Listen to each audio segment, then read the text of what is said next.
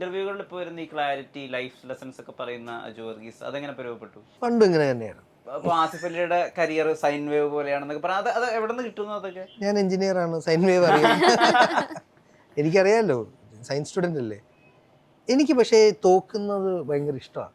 എനിക്കൊരാൾ എൻ്റെ മുഖത്ത് നോക്കി എൻ്റെ കുഴപ്പങ്ങൾ അല്ലെങ്കിൽ എന്നെ കുറ്റം പറയുമ്പോൾ ഞാൻ അയാളെ സന്തോഷിപ്പിക്കാൻ കുറച്ചും കൂടി പറയും. അതിൻ്റെ ഏറ്റവും വലിയ എക്സാമ്പിൾ, എൻ്റെ അരിയേഴ്സ് 9 എനിക്ക് ഫൈനൽ സെമ്മിൽ.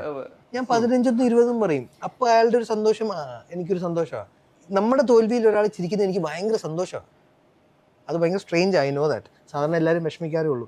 സാജൻ ബേക്കറി പൊട്ടി എല്ലാവരും തെറി പറഞ്ഞപ്പോഴേ എനിക്ക് സന്തോഷമായിരുന്നു.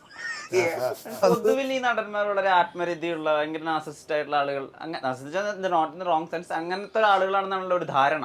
നിന്നെ മാറ്റാൻ പറ്റും എന്ന് എനിക്ക് കോൺഫിഡൻസ് ഉള്ളതുകൊണ്ടായിരിക്കും. അതായത് ആ പറയുന്ന ആളെ ഞാൻ തിരുത്തിക്കാമെന്നു. പക്ഷെ ഇത് പ്രൂവ് ചെയ്യാനൊന്നും എനിക്ക് താല്പര്യമില്ല സത്യം പറഞ്ഞാൽ. ജീവിതത്തിൽ ഓരോരുത്തരെ പ്രൂവ് ചെയ്ത് നടക്കുക എന്നൊക്കെ പറയുന്ന ഉത്തരവാദിത്തങ്ങൾ നമ്മൾ വെറുതെ ഈഗോടെ പുറത്തെടുത്ത് വെക്കുന്നതല്ലേ. ഞാൻ വളരെ മടിയനാണ്.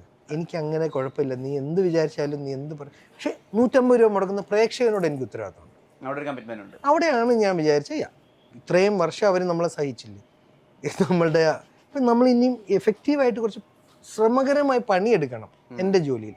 ആ ഉത്തരവാദിത്തങ്ങൾ ഇവിടുത്തെ റിവ്യൂവേഴ്സ് കാരണം തന്നെ വന്നതാണ്.